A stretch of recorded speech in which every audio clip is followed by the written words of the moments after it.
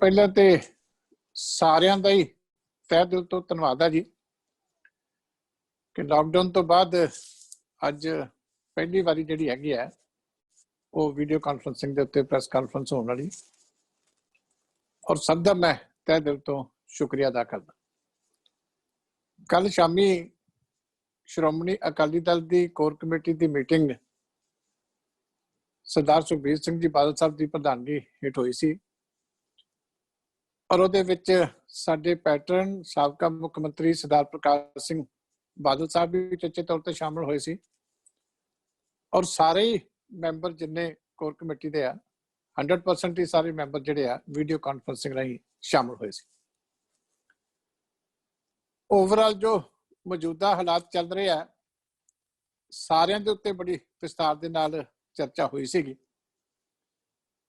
ਜੋ ਫੈਸਲੇ ਕੱਲ ਦੀ ਕੋਰ ਕਮੇਟੀ ਚ ਲਏ ਗਏ ਕਿਉਂਕਿ ਮੀਟਿੰਗ ਕਾਫੀ ਲੇਟ ਤੱਕ ਚੱਲੀ ਸੀ ਰਾਤ ਨੂੰ, ਇਸ ਕਰਕੇ ਅੱਜ ਕੱਲ ਸਾਰਿਆਂ ਦੀ ਟਾਈਮ ਲਿਮਿਟ ਹੈ, ਇਸ ਕਰਕੇ ਫੈਸਲਾ ਹੋਇਆ ਸੀ ਕਿ ਸਵੇਰੇ ਫੈਸਲੇ ਕਨਵੇ ਕਰ ਦਿੱਤੇ ਜਾਣ। ਸੋ ਜਿਹੜੇ ਕੋਰ ਕਮੇਟੀ ਦੇ ਵਿੱਚ ਇੱਕ ਤਾਂ ਜਿਹੜੀ ਪ੍ਰੋਕਿਉਰਮੈਂਟ ਹੈ ਵੇਟ ਦੀ ਉਹਦੀ ਸਮੱਸਿਆ ਜਿਹੜੀਆਂ ਵੱਡੀਆਂ ਸਾਰੇ ਪੰਜਾਬ ਦੇ ਵਿੱਚ ਆ ਰਹੀਆਂ ਉਹਦਾ ਜ਼ਿਕਰ ਸਾਰੇ ਮੈਂਬਰ ਸਾਹਿਬਾਨ ਨੇ ਕੀਤਾ ਸੀ ਕਿ ਇੱਕ ਤਾਂ ਮਾਇਸਚਰ ਦੀ ਬੜੀ ਵੱਡੀ ਸਮੱਸਿਆ ਆ ਰਹੀ ਹੈ ਕਿ ਥੋੜਾ ਮਾਇਸਚਰ ਵੱਧ ਹੋਣ ਕਰਕੇ ਕਿਉਂਕਿ ਮੌਸਮ ਲਗਾਤਾਰ ਖਰਾਬ ਚੱਲ ਰਿਹਾ ਉਹਦੇ ਕਰਕੇ ਕਣਕ ਮੰਡੀਆਂ ਦੇ ਵਿੱਚ ਆਉਣ ਨਹੀਂ ਦਿੱਤੀ ਜਾ ਰਹੀ।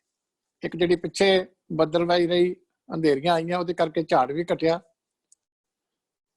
ਦਾਣਾ ਵੀ ਸ਼੍ਰਿਵਲ ਹੋਇਆ ਔਰ ਉਹਦੇ ਨਾਲ ਜਿਹੜਾ ਡਿਸਕਲਰੇਸ਼ਨ ਵੀ ਜਿਹੜੀ ਕਣਕ ਦੀ ਆ ਉਹ ਹੋਈ ਹੈ ਔਰ ਝਾੜ ਦੇ ਵਿੱਚ ਜੋ ਫੀਲਡ ਚੋਂ ਰਿਪੋਰਟਾਂ ਆਈਆਂ ਕਾਫੀ ਕਮੀ ਜਿਹੜੀ ਮਹਿਸੂਸ ਕੀਤੀ ਜਾ ਰਹੀ ਹੈ। ਕਈ ਇਲਾਕਿਆਂ ਵਿੱਚ ਤਾਂ ਜਿੱਥੇ 25-25 ਕੁਇੰਟਲ 24-24 ਕੁਇੰਟਲ ਝਾੜ ਸੀ 15-15 ਕੁਇੰਟਲ ਦੇ ਵੀ ਕੱਲ ਮੈਂਬਰ ਸਾਹਿਬਾਨ ਨੇ ਰਿਪੋਰਟ ਕੀਤਾ ਔਰ ਜਿਹੜੇ ਪਾਸ ਸਿਸਟਮ ਗਵਰਨਮੈਂਟ ਨੇ ਲਾਗੂ ਕੀਤਾ ਸੀ ਉਹਦੇ ਵਿੱਚ ਵੀ ਬੜੀਆਂ ਵੱਡੀਆਂ ਕਮੀਆਂ ਵੀ ਆ, ਪਾਰਸ਼ੈਲਿਟੀ ਵੀ ਔਰ ਲਿਫਟਿੰਗ ਦੀ ਵੀ ਬਹੁਤ ਵੱਡੀ ਸਮੱਸਿਆ, ਬਾਰਦਾਨੇ ਦੀ ਵੀ ਬਹੁਤ ਵੱਡੀ ਸਮੱਸਿਆ। ਇੱਕ ਤਾਂ ਅਸੀਂ ਸਟੇਟ ਗਵਰਨਮੈਂਟ ਨੂੰ ਮੰਗ ਕੀਤੀ ਹੈ ਕਿ ਇਹ ਸਾਰੀ ਪ੍ਰਕਿਰਿਆ ਨੂੰ ਮੁੜ ਤੋਂ ਵਿਚਾਰ ਕੇ ਪਾਸ ਦਾ ਜਿਹੜਾ ਸਿਸਟਮ ਹੈ ਉਹ ਠੀਕ ਕੀਤਾ ਜਾਵੇ, ਬਾਰਦਾਨੇ ਦਾ ਤੁਰੰਤ ਪ੍ਰਬੰਧ ਕੀਤਾ ਜਾਵੇ, ਲਿਫਟਿੰਗ ਕੀਤੀ ਜਾਵੇ ਔਰ ਇੱਕ ਅਸੀਂ ਕੇਂਦਰ ਸਰਕਾਰ ਤੋਂ FCI ਡਿਪਾਰਟਮੈਂਟ ਤੋਂ ਵਿਸ਼ੇਸ਼ ਤੌਰ ਦੇ ਉੱਤੇ ਮੰਗ ਕੀਤੀ ਹੈ ਕਿ ਮਾਇਸਚਰ ਦੇ ਵਿੱਚ ਰਿਲੈਕਸੇਸ਼ਨ ਦਿੱਤੀ ਜਾਵੇ ਔਰ ਜਿਹੜਾ ਝਾੜ ਘਟਿਆ ਜਿਹੜੀ ਉਹਦੇ ਨਾਲ ਕਾਸਟ ਜਿਹੜੀ ਹੈ ਲੇਬਰ ਦੀ ਵੱਧ ਆਈ ਹੈ, ਸਾਰੀਆਂ ਚੀਜ਼ਾਂ ਨੂੰ ਕੰਪਨਸੇਟ ਕਰਨ ਵਾਸਤੇ ਸਟੇਟ ਗਵਰਨਮੈਂਟ ਵੀ ਔਰ ਗਵਰਨਮੈਂਟ ਆਫ ਇੰਡੀਆ ਵੀ ਸਾਰੀ ਸਥਿਤੀ ਨੂੰ ਅਸੈਸ ਕਰਕੇ ਬਹੁਤ ਹੀ ਜੈਨੂਇਨ ਡਿਮਾਂਡ ਹੈ ਇਸ ਵਾਰੀ ਕਿ ਸਾਰੀ ਕਣਕ ਦੇ ਉੱਤੇ ਕਿਸਾਨ ਨੂੰ ਬੋਨਸ 100% ਜ਼ਰੂਰ ਦਿੱਤਾ ਜਾਵੇ ਕਿਉਂਕਿ ਇਸ ਵੇਲੇ ਇਸ ਤੋਂ ਵੱਧ ਕੋਈ ਮੌਕਾ ਨਹੀਂ ਜਿੰਨੀਆਂ ਮੁਸ਼ਕਲਾਂ ਦੇ ਵਿੱਚ ਹੁਣ ਕਿਸਾਨ ਨੂੰ ਜਿਹੜੀ ਹੈ ਵਾਢੀ ਕਰਨੀ ਪੈ ਰਹੀ ਹੈ ਔਰ ਮੌਸਮ ਕਰਕੇ ਜਿੰਨੀਆਂ ਦਿੱਕਤਾਂ ਕਿਸਾਨ ਨੂੰ ਆਈਆਂ, ਇਸ ਕਰਕੇ ਇੱਕ ਤਾਂ ਰਿਲੈਕਸੇਸ਼ਨ ਜਿਹੜੀ ਹੈ ਉਹ ਦਿੱਤੀ ਜਾਵੇ, ਇੱਕ ਬੋਨਸ ਜਿਹੜਾ ਕਿਸਾਨ ਨੂੰ ਉਹ ਅਸੀਂ ਅਸੈਸ ਕਰਕੇ ਸਾਰੀ ਸਥਿਤੀ ਨੂੰ ਤੇ ਉਹਦੀ ਮੰਗ ਜਿਹੜੀ ਆ ਉਹ ਕੀਤੀ ਹੈ। ਇੱਕ ਦੁੱਧ ਦੀ ਬਹੁਤ ਵੱਡੀ ਦਿੱਕਤ ਆ ਰਹੀ ਹੈ, ਸਰਕਾਰੀ ਮਿਲਕ ਪਲਾਂਟ ਤਾਂ ਚਾਲੂ ਹੋ ਗਏ, ਪ੍ਰਾਈਵੇਟ ਮਿਲਕ ਪਲਾਂਟ ਹਾਲੇ ਤੱਕ ਚਾਲੂ ਨਹੀਂ ਹੋਏ ਔਰ ਬਹੁਤ ਬੁਰੀ ਹਾਲਤ ਹੈ, ਰੇਟ ਬਹੁਤ ਥੱਲੇ ਡਿੱਗ ਪਿਆ ਦੁੱਧ ਦਾ। ਇਸ ਕਰਕੇ ਮਿਲਕ ਦੇ ਪ੍ਰੋਡਿਊਸਰ ਨੂੰ ਸਪੋਰਟ ਕਰਨਾ ਸਰਕਾਰ ਦੀ ਬੜੀ ਵੱਡੀ ਸਮੇਂ ਦੀ ਲੋੜ ਹੈ। ਉਹਨੂੰ ਵੀ ਅਸੀਂ ਬੇਨਤੀ ਕਰਦੇ ਹਾਂ ਕਿ ਪ੍ਰਾਈਵੇਟ ਮਿਲਕ ਪਲਾਂਟ ਵੀ ਤੁਰੰਤ ਉਹਨਾਂ ਨੂੰ ਚਾਲੂ ਕਰਾਇਆ ਜਾਵੇ ਤਾਂ ਜੋ ਜਿਹੜੀ ਮਿਲਕ ਦੀ ਏਡੀ ਵੱਡੀ ਕੰਜ਼ੰਪਸ਼ਨ ਹੈ ਕਿਉਂਕਿ ਹਲਵਾਈਆਂ ਦੀਆਂ ਬਾਕੀ ਦੁਕਾਨਾਂ ਬੰਦ ਹੋਣ ਕਰਕੇ ਜਿਹੜਾ ਮਿਲਕ ਹੈ ਉਹਦੀ ਬਹੁਤ ਬੇਕਦਰੀ ਹੋਈ ਹੈ ਔਰ ਇਹ ਬਹੁਤ ਸਾਰੇ ਲੋਕੀ ਸੈਲਫ ਇੰਪਲਾਈਡ ਆ ਜਿਹੜੇ ਇਕੱਲਾ ਦੁੱਧ ਵੇਚ ਕੇ ਗੁਜ਼ਾਰਾ ਕਰਦੇ ਆ, ਉਹਨਾਂ ਵਾਸਤੇ ਬਹੁਤ ਵੱਡੀ ਦਿੱਕਤ ਸੀ। ਇਸ ਕਰਕੇ ਇਹ ਵੀ ਅਸੀਂ ਮਿਲਕ ਦੀ ਵੀ ਮੰਗ ਕੀਤੀ ਹੈ। ਇੱਕ ਜਿਹੜੇ ਆਲੂਆਂ ਵਾਲੇ ਕਿਸਾਨ ਹੈ ਉਹਨਾਂ ਨੂੰ ਵੀ ਇਸ ਵੇਲੇ ਦੂਜਿਆਂ ਸੂਬਿਆਂ ਦੇ ਵਿੱਚ ਮਾਲ ਭੇਜਣ ਦੇ ਵਿੱਚ ਬੜੀ ਦਿੱਕਤ ਆ ਰਹੀ ਹੈ। ਗਵਰਨਮੈਂਟ ਨੂੰ ਸਟੇਟ ਗਵਰਨਮੈਂਟ ਨੂੰ ਅਸੀਂ ਬੇਨਤੀ ਕਰਦੇ ਹਾਂ ਕਿ ਉਹ ਉਹਨਾਂ ਨੂੰ ਫੈਸਿਲਿਟੇਟ ਕਰੇ ਕਿ ਉਹ ਆਪਣੀ ਫਸਲ ਜਿਹੜੀ ਆ ਉਹ ਟਾਈਮ ਸਿਰ ਭੇਜ ਕਰਨ ਤੇ ਆਪਣੇ ਉਹਦਾ ਫਸਲ ਦਾ ਮੁੱਲ ਜਿਹੜਾ ਉਹ ਵੱਟ ਸਕਣ। ਦੂਜੀ ਜਿਹੜੀ ਵੱਡੀ ਦਿੱਕਤ ਸਾਰੇ ਮੈਂਬਰ ਸਾਹਿਬਾਨਾਂ ਨੇ ਪੇਸ਼ ਕੀਤੀ ਹੈ ਕਿ ਜਿਹੜੀ ਰਾਸ਼ਨ ਦੀ ਦਿੱਕਤ ਹੈ ਬਹੁਤ ਹੀ ਵੱਡੇ ਪੱਧਰ ਤੇ ਔਰ ਇਹਦੇ ਚ ਥੱਲੇ ਹਾਹਾਕਾਰ ਮੱਚੀ ਹੋਈ ਹੈ।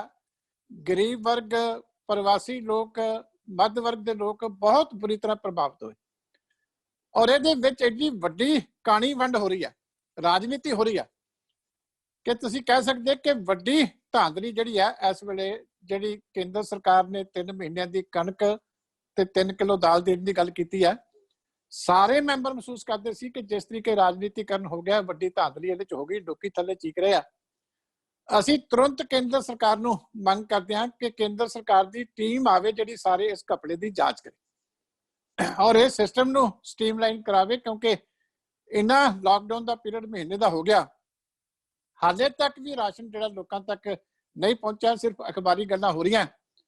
ਇਹ ਤਾਂ ਅਸੀਂ ਧੰਨਵਾਦੀ ਹਾਂ ਐਸਜੀਪੀਸੀ ਦੇ ਨਾਲ, ਆਪਣੀ ਪਾਰਟੀ ਦੇ ਸਾਰੇ ਵਰਕਰਾਂ ਦੇ, ਆਗੂਆਂ ਦੇ, ਸਾਰੀਆਂ ਐਨਜੀਓ ਦੇ, ਹੋਰ ਜਿੰਨੀਆਂ ਸਮਾਜ ਸੇਵੀ ਸੰਸਥਾਵਾਂ ਨੇ ਉਹਨਾਂ ਨੇ ਬੜੀ ਵੱਡੀ ਮਦਦ ਕੀਤੀ ਤੇ ਇਹ ਜਿਹੜੀ ਹੈ ਲੋਕਾਂ ਨੂੰ ਕੁਝ ਰਾਹਤ ਮਿਲੀ ਹੈ। ਪਰ ਸਰਕਾਰ ਬਹੁਤ ਬੁਰੀ ਤਰ੍ਹਾਂ ਦੇ ਨਾਲ ਇਸ ਡਿਲੀਵਰੀ ਕਰਨ ਦੇ ਵਿੱਚ ਫੇਲ ਹੋਈ ਹੈ। ਸੋ ਕੇਂਦਰ ਦੀ ਟੀਮ ਆਵੇ ਔਰ ਉਹ ਆ ਕੇ ਸਾਰੀ ਧਾਂਦਲੀ ਦੀ ਜਾਂਚ ਕਰੇ ਕਿ ਇਹ ਰਾਸ਼ਨ ਇੰਨਾ ਜਿਹੜਾ ਆਇਆ ਸੀ ਗਿਆ ਕਿੱਥੇ, ਇਹ ਸਹੀ ਤਰੀਕੇ ਦੇ ਨਾਲ ਜਿਹੜੀ ਸਰਕਾਰੀ ਪ੍ਰਣਾਲੀ ਤਰੀਕੇ ਦੇ ਨਾਲ ਕਿਉਂ ਨਹੀਂ ਵੰਡੇ ਹੋਈ। ਇਹ ਸਾਰੀਆਂ ਚੀਜ਼ਾਂ ਦੀ ਜਾਂਚ ਜਿਹੜੀ ਹੈ ਉਹ ਹੋਣੀ ਚਾਹੀਦੀ ਹੈ। ਇੱਕ ਜਿਹੜੀ ਆਮ ਲੋਕਾਂ ਦੀ, ਗਰੀਬ ਲੋਕਾਂ ਦੀ ਵੱਡੀ ਦਿੱਕਤ ਹੈ, ਕਿਉਂਕਿ ਸਾਰਿਆਂ ਦੇ ਕਾਰੋਬਾਰ ਬੰਦ ਹੋ ਗਏ, ਆਮਦਨ ਦੇ ਸਾਧਨ ਬੰਦ ਹੋ ਗਏ, ਇਸ ਕਰਕੇ ਅਸੀਂ ਮੰਗ ਕੀਤੀ ਹੈ ਕਿ 3 ਮਹੀਨੇ ਦਾ ਜਿਹੜਾ ਬਿਜਲੀ ਦਾ ਬਿੱਲ ਹੈ ਉਹਦੀ ਲੋਕਾਂ ਨੂੰ ਮਾਫੀ ਜਿਹੜੀ ਹੈ ਉਹ ਦਿੱਤੀ ਜਾਵੇ ਔਰ ਜਿਹੜੇ ਮਿਊਨਿਸਪਲ ਕਮੇਟੀਆਂ ਦੇ ਵਿੱਚ ਲੋਕਾਂ ਦੇ ਸੀਵਰੇਜ ਦੇ, ਵਾਟਰ ਸਪਲਾਈ ਦੇ ਹੋਰ ਟੈਕਸ ਨੇ, ਇਹਨਾਂ 'ਚ ਵੀ 3 ਮਹੀਨੇ ਦੀ ਮਾਫੀ ਦਿੱਤੀ ਜਾਵੇ ਤੇ ਬਾਕੀ ਪੇ ਕਰਨ ਵਾਸਤੇ ਲੋਕਾਂ ਨੂੰ ਅੱਗੋਂ ਕਿਸ਼ਤਾਂ ਦੇ ਵਿੱਚ ਜਿਹੜਾ ਸਮਾਂ ਦਿੱਤਾ ਜਾਵੇ, ਕਿਉਂਕਿ ਕਾਰੋਬਾਰ ਕਾਫੀ ਬੁਰੀ ਹੱਦ ਤੱਕ ਪ੍ਰਭਾਵਿਤ ਹੋਏ ਆ। ਇਸ ਕਰਕੇ ਆਮ ਲੋਕਾਂ ਵਾਸਤੇ ਸੰਭਵ ਨਹੀਂ ਹੈ ਇਹ ਚੀਜ਼ਾਂ ਪੇ ਕਰਨੀਆਂ, ਇਹਦੇ ਵਿੱਚ ਵੀ ਛੋਟ ਦਿੱਤੀ ਜਾਵੇ। ਔਰ ਇੰਡਸਟਰੀ ਦੇ ਵਾਸਤੇ ਬੜੀ ਵੱਡੀ ਲੋੜ ਹੈ ਕਿ ਫਿਕਸਡ ਚਾਰਜਸ ਜਿਹੜੇ ਇੰਡਸਟਰੀ ਨੂੰ ਦੇਣੇ ਪੈਂਦੇ ਆ ਬਿਜਲੀ ਦੇ, ਉਹ 3 ਮਹੀਨੇ ਦੇ ਅਸੀਂ ਫਿਰ ਪਹਿਲਾਂ ਵੀ ਮੰਗ ਰੱਖੀ ਸੀ, ਹੁਣ ਵੀ ਅੱਜ ਉਹ ਮੰਗ ਜਿਹੜੀ ਹੈ ਉਹਨੂੰ ਫਿਰ ਦੁਹਰਾਇਆ ਕਿ ਉਹ 3 ਮਹੀਨੇ ਦੇ ਫਿਕਸ ਚਾਰਜ ਉਹਨਾਂ ਦੇ ਉਹ ਮਾਫ ਕੀਤੇ ਜਾਣ। ਇੱਕ ਜਿਹੜੀ ਹਸਪਤਾਲਾਂ ਦੇ ਵਿੱਚ ਡਾਕਟਰਾਂ ਨੂੰ ਪ੍ਰੋਟੈਕਟ ਕਰਨ ਵਾਸਤੇ ਹਾਲੇ ਵੀ ਡਾਕਟਰ ਮਰੀਜ਼ਾਂ ਨੂੰ ਹੈਂਡਲ ਕਰਨ ਤੋਂ ਗਰੇਜ਼ ਕਰ ਰਹੇ ਆ, ਉਹਨਾਂ ਨੂੰ ਪ੍ਰੋਪਰ ਜਿਹੜੇ ਆ ਉਹਨਾਂ ਦੇ ਇਕਵਿਪਮੈਂਟ, ਪੀਪੀਈ ਤੇ ਬਾਕੀ ਜੋ ਉਹਨਾਂ ਨੂੰ ਚਾਹੀਦੇ ਸੇਫਟੀ ਮੇਜਰਸ ਡਾਕਟਰਾਂ ਨੂੰ, ਪੈਰਾਮੈਡੀਕਲ ਸਟਾਫ ਨੂੰ, ਸੈਨੀਟੇਸ਼ਨ ਵਰਕਰਸ ਨੂੰ ਸਾਰਿਆਂ ਨੂੰ ਦਿੱਤੇ ਜਾਣ। ਔਰ ਜਿਹੜੇ ਅਧਾਕ ਤੇ ਕੰਟਰੈਕਟ ਤੇ ਮੁਲਾਜ਼ਮ ਥੋੜੀ ਤਨਖਾਹ ਤੇ ਕੰਮ ਕਰਦੇ ਆ, ਉਹਨਾਂ ਦੀਆਂ ਤਨਖਾਹਾਂ ਵਧਾਈਆਂ ਜਾਣ, ਕਿਉਂਕਿ ਐਡਾ ਵੱਡਾ ਰਿਸਕ ਹੈ ਜ਼ਿੰਦਗੀ ਦਾ। ਇਸ ਕਰਕੇ ਇੰਨੇ ਤਨਖਾਹ ਦੇ ਵਿੱਚ ਕੰਮ ਕਰਨਾ ਉਹਨਾਂ ਵਾਸਤੇ ਮੁਸ਼ਕਲ ਹੈ। ਉਹਨਾਂ ਦੀ ਗਵਰਨਮੈਂਟ ਖੁੱਲ ਕੇ ਮਦਦ ਕਰਨ ਦੇ ਵਿੱਚ ਅੱਗੇ ਆਵੇ। ਇੱਕ ਜਿਹੜੀ ਇਲਾਜ ਦੇ ਵਿੱਚ ਦਿੱਕਤਾਂ ਆ ਰਹੀਆਂ, ਕਿਉਂਕਿ ਸਰਕਾਰ ਨੇ ਕਹਿਤਾ ਕਿ ਪ੍ਰਾਈਵੇਟ ਇਲਾਜ ਜੇ ਕਰਾਉਣਾ ਹੈ ਤੇ ਆਪ ਪੇ ਕਰਨਾ ਪਊਗਾ, ਪਰ ਜੋ ਹਾਲਤ ਹੈ, ਜਿਸ ਤਰ੍ਹਾਂ ਸੀਐਮਸੀ ਦੇ ਵਿੱਚ ਕੇਸ ਸਾਹਮਣੇ ਆਇਆ, ਹੋਰ ਥਾਵਾਂ ਤੇ ਕੇਸ ਸਾਹਮਣੇ ਆਏ, ਇਹ ਜਿਹੜੀ ਲੁੱਟ ਖਸੁੱਟ ਹੈ ਇਹ ਬੰਦ ਕੀਤੀ ਜਾਵੇ। ਟ੍ਰੀਟਮੈਂਟ ਦੀ ਕਾਸਟ ਨੂੰ ਕੈਪ ਕੀਤਾ ਜਾਵੇ। ਇਸ ਤਰੀਕੇ ਜੇ ਬਿੱਲ ਬਣ ਲੱਗ ਗਏ 5.5 ਲੱਖ 6 ਲੱਖ ਤੇ ਸਾਰੇ ਪਰਿਵਾਰ ਨੂੰ ਕਈ ਵਾਰੀ ਪ੍ਰੋਬਲਮ ਆ ਜਾਂਦੀ ਹੈ ਤੇ ਲੋਕਾਂ ਵਾਸਤੇ ਇਹ ਦੇ ਸਕਣਾ ਨਹੀਂ ਔਖਾ। ਇਸ ਕਰਕੇ ਜਿਹੜੀਆਂ ਕਮੀਆਂ ਆ ਰਹੀਆਂ ਸਰਕਾਰੀ ਹਸਪਤਾਲਾਂ ਦੇ ਵਿੱਚ ਵੀ, ਮੈਡੀਕਲ ਕਾਲਜਾਂ ਦੇ ਵਿੱਚ ਵੀ, ਉਹਨਾਂ ਦਾ ਵੀ ਗੰਭੀਰਤਾ ਨਾਲ ਨੋਟਿਸ ਲਿਆ ਜਾਵੇ। ਇੱਕ ਉਚੇਚੇ ਤੌਰ ਦੇ ਉੱਤੇ ਭਾਈ ਨਿਰਮਲ ਸਿੰਘ ਹੋਰਾਂ ਦਾ ਜਿਹੜੀ ਡੈਥ ਹੋਈ, ਉਹਦੇ ਤੇ ਸਾਰਿਆਂ ਨੇ ਆਪਣਾ ਸ਼ੋਕ ਵੀ ਵਿਅਕਤ ਕੀਤਾ ਔਰ ਇਸ ਗੱਲ ਦਾ ਗੁੱਸੇ ਦਾ ਵੀ ਇਜ਼ਹਾਰ ਕੀਤਾ ਕਿ ਬੜੀ ਵੱਡੀ ਨੈਗਲੀਜੈਂਸ ਜਿਹੜੀ ਹੋਈ ਹੈ ਉਹਨਾਂ ਦੀ ਟ੍ਰੀਟਮੈਂਟ ਦੇ ਵਿੱਚ। ਇੱਕ ਤਾਂ ਉਹ ਐਸਪੈਕਟ ਦਾ ਜਾਂਚ ਹੋਣੀ ਚਾਹੀਦੀ ਹੈ। ਇੱਕ ਜਿਹੜੀ ਡਿਸਰਿਸਪੈਕਟ ਕੀਤੀ ਗਈ ਉਹਨਾਂ ਦੇ ਸੰਸਕਾਰ ਵੇਲੇ, ਤੇ ਕਿਸ ਤਰੀਕੇ ਜਿਹੜੇ ਸ਼ਮਸ਼ਾਨ ਘਾਟ ਲੋਕ ਹੋਏ, ਬਹੁਤ ਮਾੜਾ ਮੈਸੇਜ ਉਹਦਾ ਸੋਸਾਇਟੀ 'ਚ ਗਿਆ। ਇੱਕ ਪਦਮ ਸ਼੍ਰੀ ਸ਼ਖਸੀਅਤ ਜਿਹਨੇ ਸਾਰੀ ਉਮਰ ਦਰਬਾਰ ਸਾਹਿਬ ਦੇ ਵਿੱਚ ਹਜ਼ੂਰੀ ਰਾਗੀ ਦੇ ਸੇਵਾ ਕੀਤੀ ਔਰ ਦੁਨੀਆ ਦੇ ਵਿੱਚ ਇੱਕ ਵਧੀਆ ਸ਼ਖਸੀਅਤ ਸੀ, ਜਿਸ ਤਰੀਕੇ ਉਹਨਾਂ ਦਾ ਨਿਰਾਦਰ ਕੀਤਾ ਗਿਆ, ਉਹਦੇ ਕਰਕੇ ਇੱਕ ਜੁਡੀਸ਼ੀਅਲ ਜਾਂਚ ਜਿਹੜੀ ਹੈ ਹਾਈ ਕੋਰਟ ਦੇ ਜੱਜ ਤੋਂ ਕਰਵਾਈ ਜਾਣੀ ਜ਼ਰੂਰੀ ਹੈ ਕਿ ਤਾਂ ਜੋ ਜਿਹੜੇ ਜਿਨ੍ਹਾਂ ਨੇ ਸ਼ਮਸ਼ਾਨ ਘਾਟ ਦੇ ਵਿੱਚ ਉਹਨਾਂ ਦਾ ਨਿਰਾਦਰ ਕੀਤਾ ਉਹਨਾਂ ਲੋਕਾਂ ਨੂੰ ਵੀ ਪਛਾਣਿਆ ਜਾਵੇ। ਟ੍ਰੀਟਮੈਂਟ ਦੇ ਵਿੱਚ ਵੀ ਜੋ ਲੈਪਸ ਹੋਇਆ ਉਹ ਵੀ ਹੋਣ, ਕਿਉਂਕਿ ਏਸੀਪੀ ਕੋਹਲੀ ਸਾਹਿਬ ਦੀ ਵੀ ਡੈਥ ਹੋਈ, ਉਹਦੇ ਤੇ ਵੀ ਅਫਸੋਸ ਪ੍ਰਗਟ ਕੀਤਾ ਗਿਆ। ਨਾਇਬ ਤਹਿਸੀਲਦਾਰ ਸਾਹਿਬ ਦੀ ਡੈਥ ਹੋਈ, ਉੱਤੇ ਵੀ ਅਫਸੋਸ ਪ੍ਰਗਟ ਕੀਤਾ ਗਿਆ। ਪਰ ਇਹ ਜ਼ਰੂਰ ਮਹਿਸੂਸ ਕੀਤਾ ਗਿਆ ਕਿ ਜਿਸ ਤਰ੍ਹਾਂ ਕੋਹਲੀ ਸਾਹਿਬ ਨੂੰ ਸਨਮਾਨ ਦਿੱਤਾ ਗਿਆ, ਅੱਛੀ ਗੱਲ, ਉਹਦੇ ਨਾਲ ਬ੍ਰੇਨ ਵਧਿਆ ਫੋਰਸ ਦਾ। ਪਰ ਭਾਈ ਸਾਹਿਬ ਵੀ ਪਦਮ ਸ਼੍ਰੀ ਸੀ, ਇਹ ਉੱਥੇ ਪ੍ਰਸ਼ਾਸਨ ਨੇ ਅਣਗਹਿਲੀ ਕਿਉਂ ਕੀਤੀ, ਇਸ ਗੱਲ ਦਾ ਵੀ ਨੋਟਿਸ ਲਿਆ ਜਾਣਾ ਚਾਹੀਦਾ ਹੈ। ਔਰ ਜੁਡੀਸ਼ੀਅਲ ਜਾਂਚ ਜਿਹੜੀ ਆ ਇਹਨਾਂ ਸਾਰੀਆਂ ਚੀਜ਼ਾਂ ਨੂੰ ਜਿਹੜਾ ਹੈਗਾ ਉਹ ਸਾਹਮਣੇ ਜਿਹੜਾ ਉਹ ਲਿਆਵੇ। ਇੱਕ ਜਿਹੜੇ ਮਜ਼ਦੂਰ ਹੈ ਜਿੰਨੇ ਵੀ, ਚਾਹੇ ਖੇਤ ਮਜ਼ਦੂਰ ਹੈ, ਚਾਹੇ ਦਿਹਾੜੀਦਾਰ ਹੈ, ਚਾਹੇ ਹੋਰ ਕੋਈ ਡੇਲੀ ਵੇਜਸ ਤੇ ਕੰਮ ਕਰਨ ਵਾਲਾ, ਇਹਨਾਂ ਨੂੰ ਬਹੁਤ ਵੱਡਾ ਧੱਕਾ ਲੱਗਿਆ। ਸੋ ਇਹਨਾਂ ਵਾਸਤੇ ਕੋਈ ਫਿਕਸਡ ਅਮਾਊਂਟ ਡਾਇਰੈਕਟ ਇਹਨਾਂ ਦੇ ਖਾਤਿਆਂ ਦੇ ਵਿੱਚ ਦੇਣ ਵਾਸਤੇ ਇਹ ਵੀ ਮੰਗ ਜਿਹੜੀ ਹੈ ਕੱਲ ਦੀ ਜਿਹੜੀ ਆ ਉਹਦੇ 'ਚ ਕੀਤੀ ਗਈ।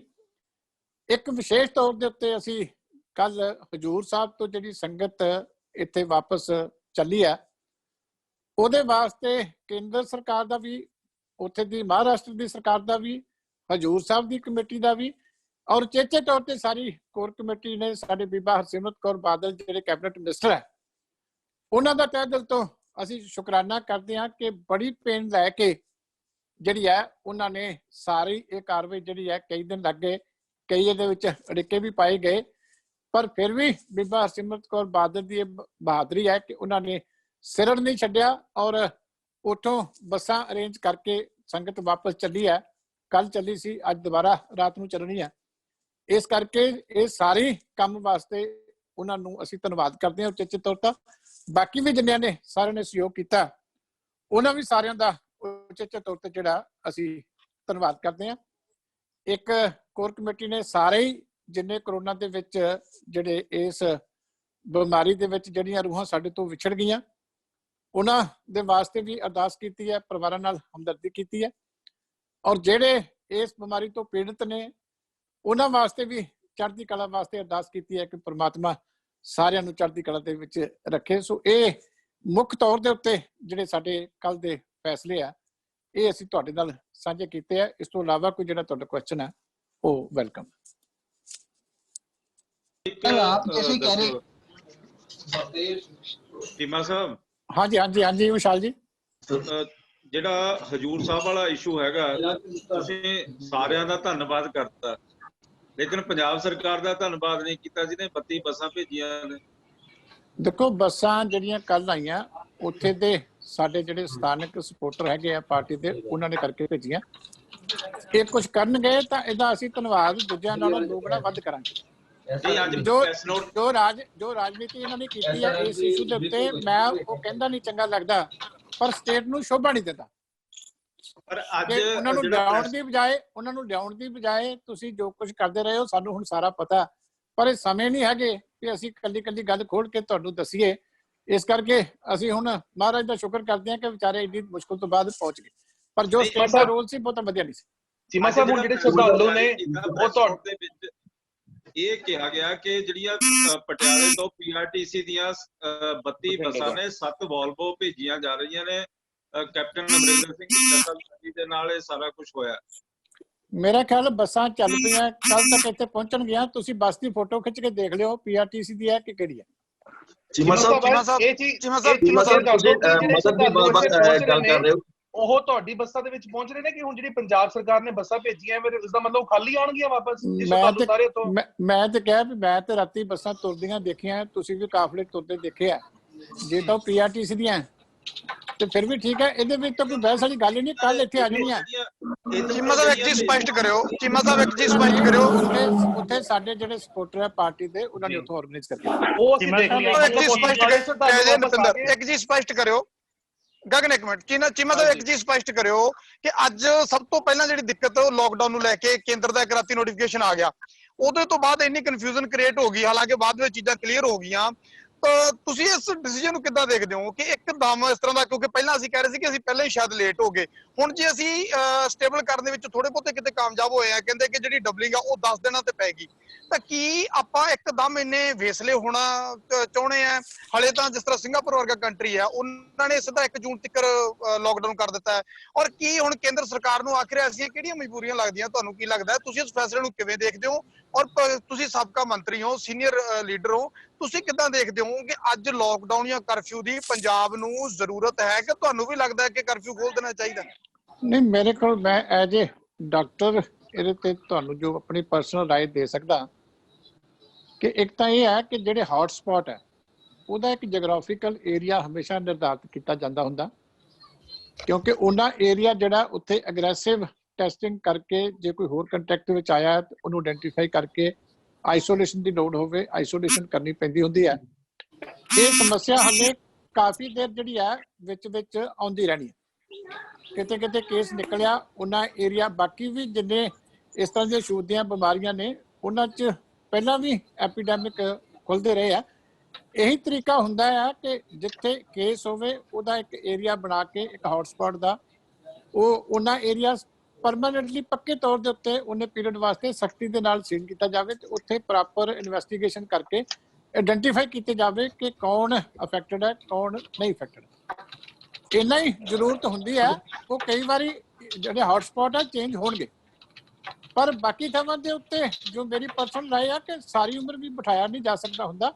ਪ੍ਰੀਕਾਸ਼ਨਸ ਹੁਣ ਆਪਾਂ ਨੂੰ ਆਪਣੀ ਜ਼ਿੰਦਗੀ ਦਾ ਹਿੱਸਾ ਬਣਾਉਣਾ ਪੈਣਾ। ਜਿਹੜੀ ਪਰਸਨਲ ਹਾਈਜੀਨ ਹੈ, ਹੈਂਡ ਹਾਈਜੀਨ ਹੈ, ਜਿਹੜਾ ਸੋਸ਼ਲ ਡਿਸਟੈਂਸਿੰਗ ਹੈ, ਇਹ ਚੀਜ਼ਾਂ ਜਿਹੜੀਆਂ ਨੇ ਇਹਨਾਂ ਨੂੰ ਲੈ ਕੇ ਜੇ ਸਰਕਾਰ ਨੇ ਤੁਹਾਡੀ ਰਾਏ ਮੰਗ ਲਈ, ਚੀਮਾ ਸਾਹਿਬ, ਜੇ ਸਰਕਾਰ ਨੇ ਤੁਹਾਡੀ ਰਾਏ ਮੰਗ ਲਈ, ਜਿਸ ਤਰ੍ਹਾਂ ਪਹਿਲਾਂ ਆਲ ਪਾਰਟੀ ਮੀਟਿੰਗ ਹੋਈ ਸੀ, ਜੇ ਦੁਬਾਰਾ ਰਾਏ ਲੈ ਲਈ ਜਾਂਦੀ ਹੈ ਤਾਂ ਸਿੱਧਾ ਸਰਕਾਰ ਨੂੰ ਤੁਹਾਡਾ ਸੁਝਾਅ ਕੀ ਹੋਊਗਾ? ਲੰਮਾ ਸਮਾਂ ਸੱਤਾ 'ਚ ਰਹੇ ਹੋ ਤੁਸੀਂ, ਸਿੱਧਾ ਸੁਝਾਅ ਕੀ ਹੋਊਗਾ?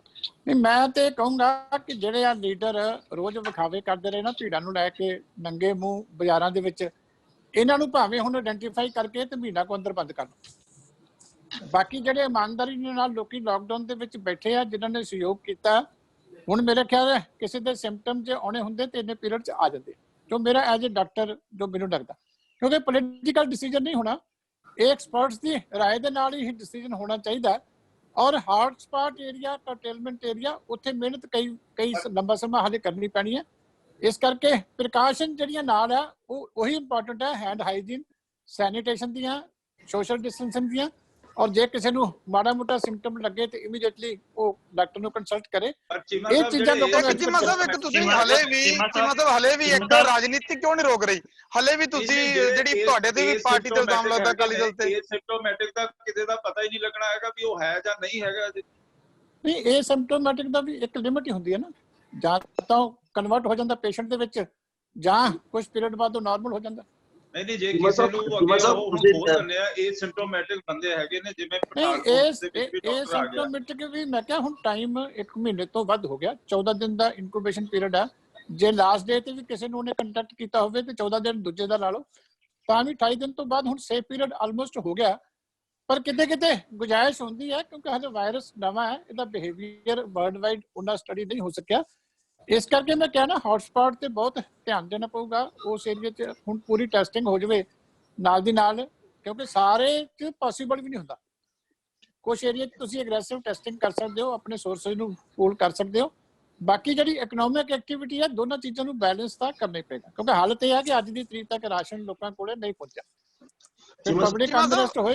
ਇੱਕ ਚੀਜ਼ ਹੋਰ ਹੈ ਕਿ ਰਾਜਨੀਤੀ ਰੁਕੂਗੀ ਕਿ ਰਾਜਨੀਤੀ ਜਿਹੜੀ ਹੈ ਕਰੋਨਾ ਦੇ ਨਾਲ ਚੱਲਦੀ ਰਹੂਗੀ? ਕਿਉਂਕਿ ਕੇਂਦਰੀ ਫੰਡਾਂ ਨੂੰ ਲੈ ਕੇ ਖੂਬ ਤਮਾਸ਼ਾ ਹੋਇਆ। ਤੁਹਾਡੀ ਪਾਰਟੀ ਕਹਿੰਦੀ ਹੈ ਕਿ ਕੇਂਦਰ ਨੇ ਫੰਡ ਦੇ ਦਿੱਤੇ, ਪੰਜਾਬ ਸਰਕਾਰ, ਮਨਪ੍ਰੀਤ ਬਾਦਲ ਸਿੱਧੇ ਤੌਰ ਤੇ ਵਿੱਤ ਮੰਤਰੀ ਸਾਹਮਣੇ ਆਏ ਕਹਿੰਦੇ ਨੇ, ਉਹ ਆਂਦੇ ਕਿ ਸਾਨੂੰ ਤੁਹਾਡੀ ਮਦਦ ਨਹੀਂ ਚਾਹੀਦੀ, ਹੱਥ ਜੋੜਤੇ ਉਹਨਾਂ ਨੇ, ਕਹਿੰਦੇ ਸਾਨੂੰ ਮਦਦ ਨਹੀਂ ਚਾਹੀਦੀ, ਸਾਨੂੰ ਜਿਹੜਾ ਸਾਡਾ ਬਕਾਇਆ GST ਆ ਉਹੀ ਦੇ ਦਿਓ। ਇੱਥੋਂ ਤੱਕ ਵੀ ਵਿੱਤ ਮੰਤਰੀ ਕਹਿ ਦਿੰਦੇ ਨੇ। ਕੈਪਟਨ ਅਮਰਿੰਦਰ ਸਿੰਘ ਸਿੱਧੇ ਤੌਰ ਤੇ ਕਹਿੰਦੇ ਨੇ, ਉਹ ਕਹਿੰਦੇ ਕਿ ਸਾਨੂੰ ਤੁਸੀਂ ਕੋਈ ਮਦਦ ਨਹੀਂ ਦੇ ਰਹੇ, ਘੱਟੋ ਘੱਟ ਸ਼ਰਾਬ ਵੇਚਣ ਦੀ ਕਹਿੰਦੇ ਇਜਾਜ਼ਤ ਦੇ ਦਿਓ, ਉਹ ਵੀ ਉਹਨਾਂ ਨੇ ਮੰਗ ਕਰਕੇ ਵੇਖ ਲਈ। ਕਹਿੰਦੇ ਕਿ ਸਾਨੂੰ ਹਾਲੇ ਤੱਕ ਕੋਈ ਫਾਈਨੈਂਸ਼ੀਅਲੀ ਮਦਦ ਕਰੋਨਾ ਦੇ ਨਾਂ ਤੇ ਨਹੀਂ ਆਈ। ਔਰ ਜਿਹੜੇ 4 ਪੈਸੇ ਆਏ ਨੇ ਉਹ ਚਾਹੇ ਮਨਰੇਗਾ ਦੇ ਆਏ ਨੇ, ਚਾਹੇ ਉਹ GST ਦੇ ਪੈਸੇ ਥੋੜੇ ਬਹੁਤੇ ਆਏ ਨੇ। ਤੁਸੀਂ ਕਹਿੰਦੇ ਕਿ ਕੇਂਦਰ ਤੁਹਾਡੀ ਭਾਈਵਾਲਾ, ਦੇਖੋ ਕੇਂਦਰ ਦੇ ਵਿੱਚ ਤੁਹਾਡੇ ਹਰਸਿਮਰਤ ਕੌਰ ਉੱਥੇ ਮੰਤਰੀ ਨੇ ਕੇਂਦਰ ਦੇ ਵਿੱਚ, ਉਹ ਕਹਿੰਦੇ ਕੋਈ ਮਦਦ ਆਊਗੀ ਕਿ ਨਹੀਂ ਆਊਗੀ? ਤੁਸੀਂ ਕੋਈ ਕਹੋ, ਤੁਸੀਂ ਹਾਂ ਦਾ ਨਾਰਾ ਮਾਰੋਗੇ ਕਿ ਕੇਂਦਰ ਉਹਦੇ ਲਈ ਮਦਦ ਦੇਵੇ ਆਪਾਂ ਨੂੰ, ਪੰਜਾਬ ਨੂੰ? ਮੇਰਾ ਖਿਆਲ ਇਹ ਹੈ ਕਿ ਗੱਲ ਉਦੋਂ ਮੁੱਕਣੀ ਹੈ ਜਦੋਂ ਤੁਸੀਂ ਤੱਥ ਕੱਢ ਕੇ ਆਪਣੇ ਵੱਲੋਂ ਲੋਕਾਂ ਦੇ ਸਾਹਮਣੇ ਰੱਖੋ। ਅਸੀਂ ਚਿੱਠੀਆਂ ਦਿਖਾਈ ਜਾਂਦੇ ਆ, ਉਹ ਹਰ ਗੱਲ ਨੂੰ ਇੱਕ ਬੰਦਾ ਕਹਿ ਦਿੰਦਾ ਵੀ ਇਹ ਝੂਠਾ ਜੀ, ਇਹ ਆਈਆਂ ਨਹੀਂ। ਅਸੀਂ ਹੁਣ ਜੋ ਰਿਕਾਰਡ ਦਿੱਤਾ, ਮੀਡੀਆ ਨੂੰ ਚਾਹੀਦਾ ਇੰਡੀਪੈਂਡੈਂਟ ਉਹਦੀ ਇਨਵੈਸਟੀਗੇਸ਼ਨ ਹੁਣ ਤੁਸੀਂ ਕਰੋ। ਸਮਾਂ ਆ ਗਿਆ। ਪਰ ਇਹਨਾਂ ਹਾਲਾਤਾਂ 'ਚ ਰਾਜਨੀਤੀ, ਚੀਮਾ ਸਾਹਿਬ, ਤੁਹਾਨੂੰ ਲੱਗਦਾ ਕਿ ਹੋਣੀ ਚਾਹੀਦੀ ਹੈ ਇਹਨਾਂ ਹਾਲਾਤਾਂ 'ਚ ਵੀ ਜੇ ਰਾਜਨੀਤੀ ਹੋ ਰਹੀ ਹੈ ਤਾਂ? ਮੈਂ ਤਾਂ ਰਾਜਨੀਤੀ ਖਤਮ ਕਰ ਰਿਹਾ। ਇਹਨਾਂ ਤੇ ਤਾਂ ਖੁਸ਼ ਹੋਣਾ ਜੇ ਦਾਰੂ ਖੋਲੋਗੇ ਤੇ। ਨਪਿੰਦਰ, ਇੱਕ ਮਿੰਟ, ਇਹਨਾਂ ਦਾ ਤੇ ਕੋਈ ਇੱਕ ਪੁਆਇੰਟ ਨਿਸ਼ਾਨਾ ਹੈ, ਇਹ ਉਸ ਤੋਂ ਬਿਨਾਂ ਖੁਸ਼ ਨਹੀਂ ਹੁੰਦੇ। ਉਹ ਹੁਣ ਜਿਹੜੀ ਹੈ ਨੈਸ਼ਨਲ ਲੈਵਲ ਦਾ ਡਿਸੀਜਨ ਹੈ ਤੇ ਉਹ ਉਹਨਾਂ ਨੇ ਜਿੰਨੇ ਹੈਲਥ ਐਕਸਪਰਟਸ ਨੇ ਉਹ ਇਸ ਗੱਲ ਦੇ ਹੱਕ 'ਚ ਨਹੀਂ। ਪਰ ਸਾਡੇ ਵਾਲਿਆਂ ਦਾ ਤਾਂ ਸਾਰਾ ਜੋ ਦਾਰੂ ਤੇ ਲੱਗਿਆ ਹੋਇਆ ਵੀ ਦਾਰੂ ਖੋਲ ਦਿਓ, ਬਾਕੀ ਤਾਂ ਕੋਈ ਫਿਰ ਬੱਲੇ ਬੱਲੇ ਆ, ਫਿਰ ਕੋਈ ਗੱਲ ਹੀ ਨਹੀਂ। ਚੀਮਾ ਸਾਹਿਬ ਕਹਿੰਦੇ ਕਿ 1200 ਕਰੋੜ ਦਾ ਨੁਕਸਾਨ ਹੋਇਆ, 1200 ਕਰੋੜ ਦਾ ਨੁਕਸਾਨ ਹੋ ਰਿਹਾ ਕਿ ਦੇਖੇ ਨਾ ਬਦਲੋ। ਚੀਮਾ ਸਾਹਿਬ, ਦੇਖੋ 1200 ਕਰੋੜ ਵੀ ਮੈਂ ਦੱਸ ਦਿਆਂ ਵੀ 1200 ਕਰੋੜ ਸਾਲ ਦਾ, ਸਾਲ ਤਾਂ ਠੇਕੇ ਵੀ ਨਹੀਂ ਬੰਦ ਰਹੇ ਨੇ। ਮਹੀਨੇ ਦਾ ਕਿੰਨਾ ਲਾਸ ਹੋਇਆ ਉਹ ਮਹੀਨੇ ਦਾ ਨਹੀਂ ਦੱਸਦੇ, ਦਾਰੂ ਦਾ ਵਧਾ ਕੇ ਦੱਸਦੇ। ਤੁਸੀਂ ਕੋਰ ਕਮੇਟੀ 'ਚ ਫੈਸਲਾ ਕੀਤਾ ਕਿ ਚੀਮਾ ਸਾਹਿਬ ਤੁਸੀਂ ਕੋਰ ਕਮੇਟੀ 'ਚ ਫੈਸਲਾ ਕੀਤਾ ਕਿ ਬਿਜਲੀ ਦੇ ਬਿੱਲ ਜਿਹੜੇ ਆ ਮਾਫ ਹੋਣੇ ਚਾਹੀਦੇ 3 ਮਹੀਨੇ ਦੇ, ਜਾਂ ਮਜ਼ਦੂਰਾਂ ਦੇ ਫਿਕਸਡ ਅਮਾਉਂਟ ਜਿਹੜੀ ਉਹ ਪੈਣੀ ਚਾਹੀਦੀ ਹੈ। ਤੁਹਾਨੂੰ ਨਹੀਂ ਲੱਗਦਾ ਕਿ ਕੇਂਦਰ ਨੂੰ ਵਿੱਤੀ ਮਦਦ ਕਰਨੀ ਚਾਹੀਦੀ ਜਿਸ ਤਰ੍ਹਾਂ ਸੀਐਮ ਸਾਹਿਬ ਮੰਗ ਰਹੇ ਨੇ?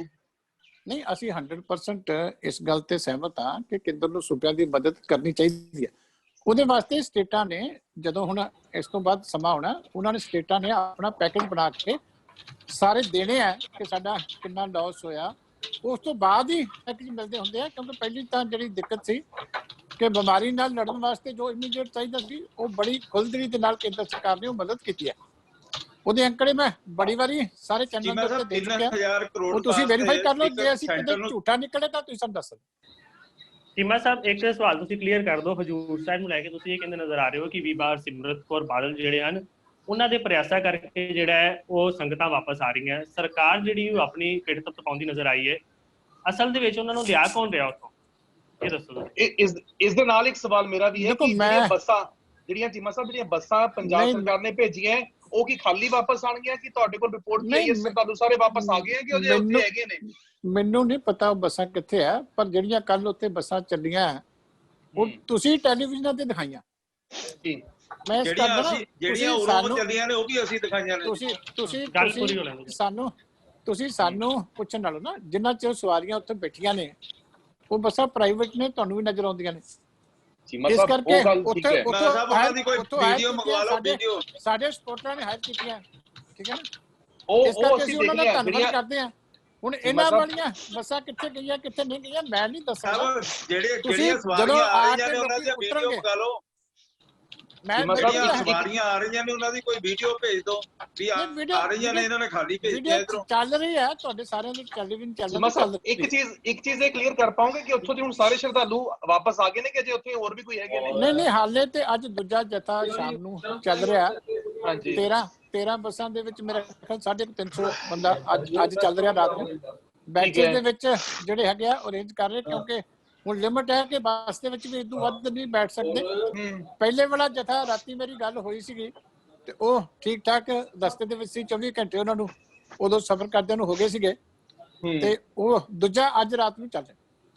ਚੀਮਾ ਸਾਹਿਬ, ਇੱਕ ਮੇਰਾ ਸਵਾਲ ਹੈਗਾ, ਕੈਪਟਨ ਸਾਹਿਬ ਨੇ ਇੱਕ ਚਿੱਠੀ ਲਿਖੀ ਹੈਗੀ ਆ ਸੈਂਟਰ ਗਵਰਨਮੈਂਟ ਨੂੰ, ਤੇ ਪੰਜਾਬ ਦੀ ਆਰਥਿਕ ਹਾਲਤ ਤੁਹਾਨੂੰ ਸਾਰਿਆਂ ਨੂੰ ਪਤਾ ਹੀ ਹੈ ਕਿ ਕਿਸ ਤਰ੍ਹਾਂ ਦੀ ਆਰਥਿਕ ਹਾਲਤ ਦੇ ਵਿੱਚ ਗੁਜ਼ਰ ਰਿਹਾ ਹੈਗਾ। ਡਿਜ਼ਾਸਟਰ ਮੈਨੇਜਮੈਂਟ ਫੰਡ ਜਿਹੜਾ ਸੈਂਟਰ ਗਵਰਨਮੈਂਟ ਲਈ ਬੈਠੀ ਹੈਗੀ ਹੈ 3000 ਕਰੋੜ ਰੁਪਈਆ, GST ਦਾ ਬਕਾਇਆ ਪਿਛਲੇ 3 ਜਾਂ 4 ਮਹੀਨਿਆਂ ਦਾ 4000 ਕਰੋੜ ਰੁਪਈਆ।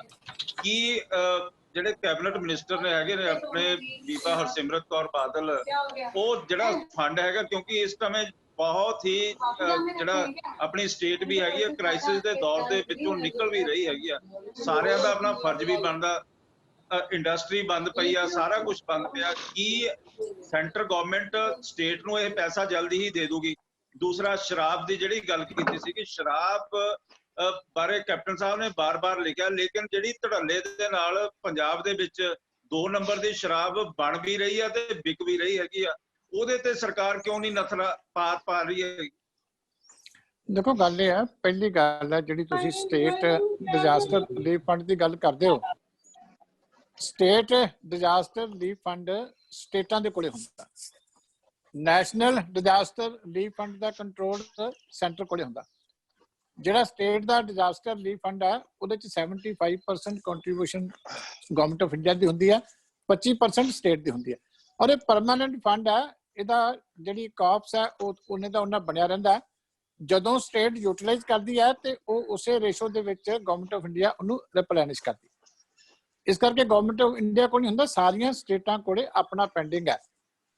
ਉਹ ਉਹਨਾਂ ਨੇ ਪਿਛਲੇ ਮਹੀਨੇ 28 ਮਾਰਚ ਨੂੰ ਜਦੋਂ ਸਮੱਸਿਆ ਸ਼ੁਰੂ ਹੋਈ ਸੀ, ਉਹ ਪਹਿਲਾਂ ਸੀਗਾ ਅਰਥਕੁਏਕ ਵਾਸਤੇ, ਜਿਹੜੀ ਫਸਲਾਂ ਦੇ ਉਜਾੜੇ ਵਾਸਤੇ, ਸਾਈਕਲੋਨ ਵਾਸਤੇ, ਉਹਦੇ ਵਿੱਚ ਉਹਨਾਂ ਨੇ ਕਰੋਨਾ ਵਰਡ ਐਡ ਕਰਕੇ ਉਹਨੂੰ ਫਿਟ ਚਾਰਜ ਕਰਕੇ ਸਾਰੀਆਂ ਸਟੇਟਾਂ ਨੂੰ ਅਲਾਉ ਕਰਤਾ ਸੀ ਕਿ ਤੁਸੀਂ ਆਪਣਾ ਡਿਜ਼ਾਸਟਰ ਰਿਲੀਫ ਫੰਡ ਸਟੇਟ ਦਾ ਕਰੋਨਾ ਵਾਸਤੇ ਜਿਵੇਂ ਚਾਹੋ ਵਰਤ ਸਕਦੇ। ਉਹਦੇ ਤੋਂ ਜਿੰਨਾ ਇਹਨਾਂ ਨੇ ਵਰਤਣਾ, ਇਹਨਾਂ ਤੋਂ 6000 ਕਰੋੜ ਤੋਂ ਵੱਧ ਪੈਂਡਿੰਗ ਹੈ।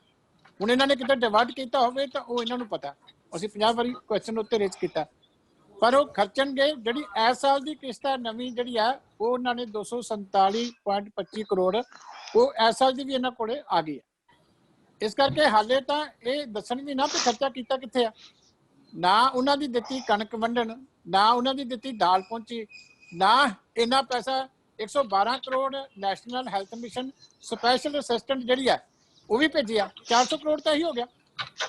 ਤੇ ਥੱਲੇ ਦੱਸੋ, ਥੱਲੇ ਤਾਂ ਕਿੱਟਾਂ ਤੱਕ ਨਹੀਂ ਪਹੁੰਚੀ ਹਾਲੇ ਤੱਕ। ਖਰਚਾ ਵੀ ਦੱਸੋ ਨਾ ਵੀ ਕਿੱਥੇ ਕਰਦੇ ਪਏ।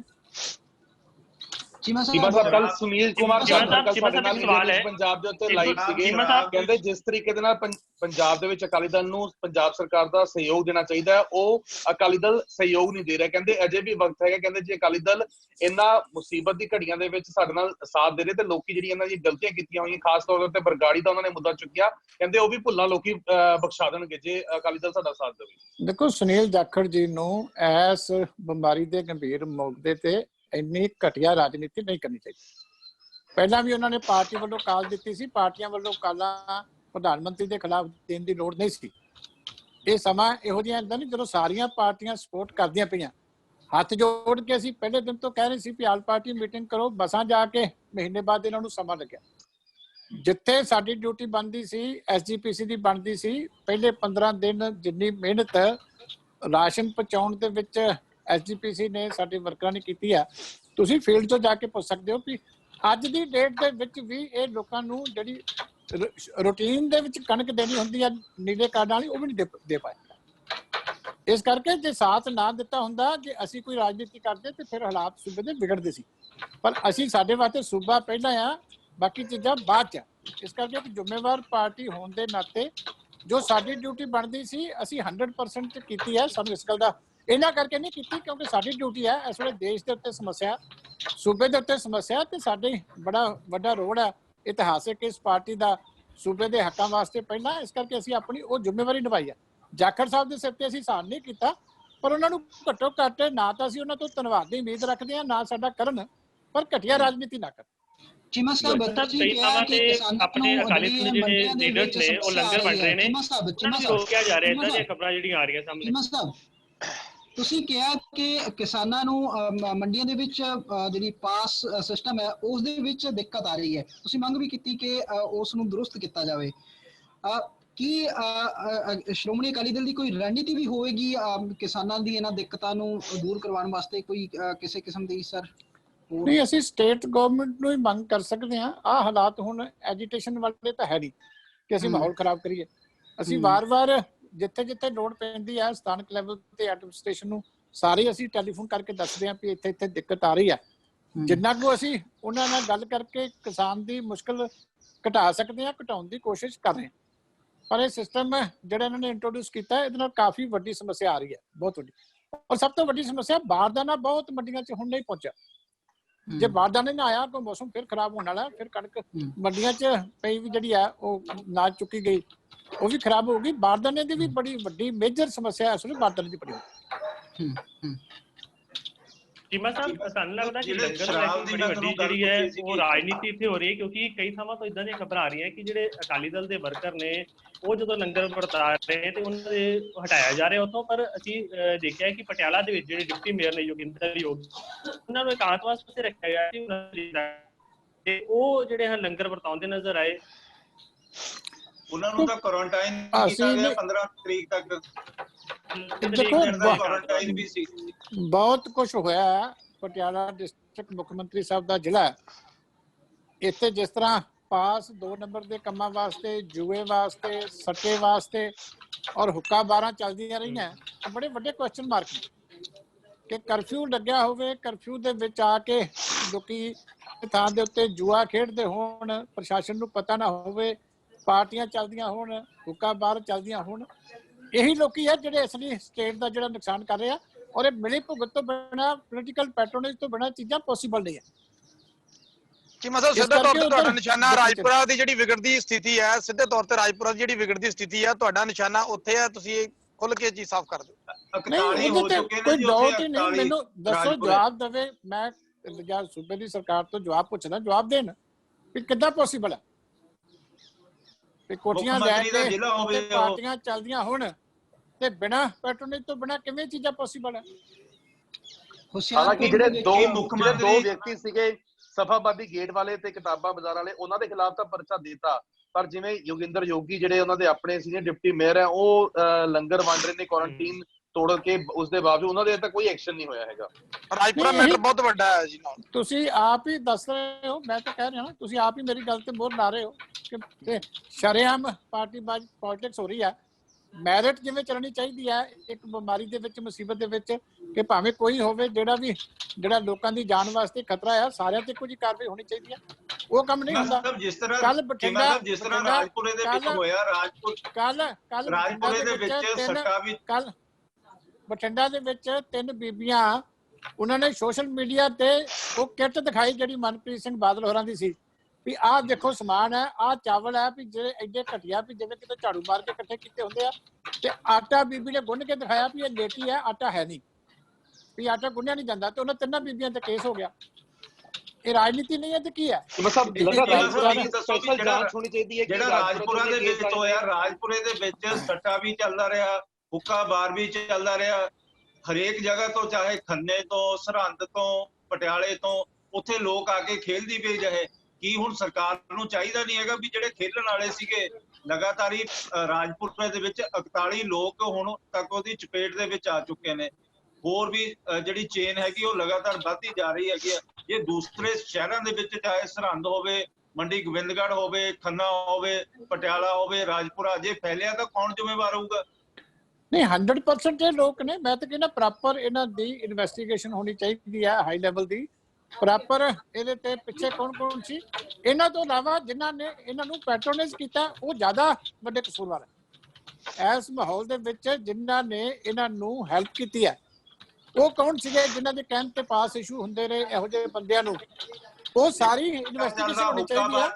ਸਾਰੇ ਅਫਸਰਾਂ ਦੇ ਉੱਤੇ ਐਕਸ਼ਨ ਹੋਣਾ ਚਾਹੀਦਾ। 2 ਨੰਬਰ ਦੀਆਂ ਡਿਸਟਿਲਰੀਆਂ ਚੱਲ ਰਹੀਆਂ ਨੇ, ਸ਼ਰਾਬ ਬਣ ਰਹੀ ਹੈਗੀ ਆ। ਨਹੀਂ, ਫਿਰ ਇਹੀ ਗੱਲਾਂ ਨੇ ਜਿਹੜੀਆਂ ਅਸੀਂ ਕਹਿ ਰਹੇ ਹਾਂ। ਦੇਖੋ ਹਾਲ ਕੀ ਹੈ ਸਟੇਟ ਦਾ। ਜਿਹੜੀ ਅਸਲੀ ਗੱਲ ਤਾਂ ਹੁਣ ਤੁਸੀਂ ਹੌਲੀ ਹੌਲੀ ਆਪ ਕਹਿਣੀ ਸ਼ੁਰੂ ਕੀਤੀ ਹੈ। ਤੁਹਾਨੂੰ ਵੀ ਅਸੀਂ ਇਹੀ ਬੇਨਤੀ ਕਰਦੇ ਹਾਂ ਕਿ ਇਹ ਚੀਜ਼ਾਂ ਹੈਗੀਆਂ, ਹਾਈਲਾਈਟ ਕਰਨ ਦੀ ਲੋੜ ਹੈ, ਕਿਉਂਕਿ ਇਹ ਚੀਜ਼ਾਂ ਸੂਬੇ ਦਾ ਔਰ ਦੇਸ਼ ਦਾ ਨੁਕਸਾਨ ਕਰ ਰਹੀ। ਖੰਨਾ ਦੇ ਵਿੱਚ ਇੱਕ ਡਿਸਟਿਲਰੀ ਚੱਲ ਰਹੀ ਸੀ, ਜਿਹਦੇ ਵਿੱਚ 1000 ਪੇਟੀ ਡੇਲੀ ਦੀ ਨਿਕਲ ਵੀ ਰਹੀ ਸੀਗੀ, ਤੇ ਇਹ ਤੋਂ ਤੁਸੀਂ ਅੰਦਾਜ਼ਾ ਲਗਾਓ ਵੀ ਸਰਕਾਰ ਨੂੰ ਕਿੰਨਾ ਵੱਡਾ ਰੈਵਨਿਊ ਲਾਸ ਹੋ ਰਿਹਾ ਸੀਗਾ ਉਹਦਾ। ਤੇ ਜਿਨ੍ਹਾਂ ਨੂੰ ਵੇਚੀ ਵੀ ਜਾ ਰਹੀ ਸੀਗੀ, 300-400 ਰੁਪਏ ਦੀ ਬੋਤਲ ਵੇਚੀ ਜਾ ਰਹੀ ਸੀਗੀ, ਉਹਨਾਂ ਦੀ ਸਿਹਤ ਦੇ ਨਾਲ ਕਿੰਨਾ ਵੱਡਾ ਖਿਲਵਾੜ ਹੋ ਰਿਹਾ ਸੀਗਾ। ਨਹੀਂ, 100% ਬਿਲਕੁਲ। ਪਰ ਇਹਨਾਂ ਚੀਜ਼ਾਂ ਦੀ ਹੁਣ ਐਕਸ਼ਨ ਕਿਉਂ ਨਹੀਂ ਹੋ ਰਿਹਾ? ਇਹ ਵੀ ਤਾਂ ਪੁੱਛੋ ਨਾ ਤੁਸੀਂ ਜਿਹੜੇ ਮੁੱਖ ਮੰਤਰੀ ਸਾਹਿਬ ਨੂੰ, ਡੀਜੀਪੀ ਸਾਹਿਬ ਨੂੰ, ਵੀ ਇਹਨਾਂ ਚੀਜ਼ਾਂ ਦੇ ਉੱਤੇ ਐਕਸ਼ਨ ਕਿਉਂ ਨਹੀਂ ਹੋ ਰਿਹਾ? ਫਿਰ ਕੋਈ ਨਾ ਕੋਈ ਪੈਟਰੋਨਾਈਜ਼ ਹੈਗੀ ਆ, ਪੋਲੀਟੀਕਲ ਪੈਟਰੋਨਾਈਜ਼ ਹੈ, ਤਾਂ ਹੀ ਐਕਸ਼ਨ ਹੋ ਰਿਹਾ। ਚੀਮਾ ਸਾਹਿਬ, ਤੁਸੀਂ ਕਿਹਾ ਕਿਸਾਨਾਂ ਨੂੰ ਜਿਹੜਾ ਬੋਨਸ ਦੇਣਾ ਚਾਹੀਦਾ ਹੈ। 28 ਤਾਰੀਖ ਤੋਂ ਕਈ ਜਥੇਬੰਦੀਆਂ ਜਿਹੜੀਆਂ ਹਨ ਉਹਨਾਂ ਨੇ ਅਨਾਉਂਸ ਵੀ ਕਰ ਦਿੱਤਾ ਹੈ ਕਿ ਅਸੀਂ ਧਰਨਾ ਲਾਵਾਂਗੇ, 200 ਰੁਪਇਆ ਬੋਨਸ ਦੀ ਮੰਗ ਕੀਤੀ ਹੈ।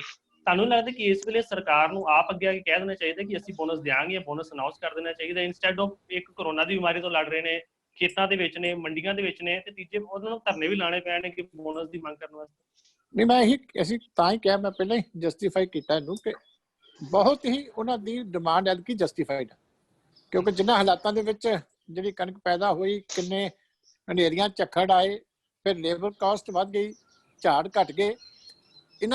ਇਸ ਮੌਕੇ ਦੇ ਉੱਤੇ ਕਿਸਾਨੀ ਦੀ ਬਾਂਹ ਫੜਨੀ ਬੜੀ ਜ਼ਰੂਰੀ ਹੈ। ਇਸ ਕਰਕੇ 100% ਤਾਂ ਹੀ ਅਸੀਂ ਕੱਲ ਪਹਿਲਾ ਹੀ ਪੁਆਇੰਟ ਸਭ ਤੋਂ ਵੱਧ ਅਸੀਂ ਅਹਿਮੀਅਤ ਇਸੇ ਨੂੰ ਦਿੱਤੀ ਹੈ, ਇਸੇ ਕਰਕੇ ਕੋਰ ਕਮੇਟੀ 'ਚ ਵੀ, ਕਿ ਇਹ ਜ਼ਰੂਰੀ ਹੈ, ਕਿਸਾਨ ਦੀ ਬਾਂਹ ਫੜੀ ਜਾਣੀ ਚਾਹੀਦੀ।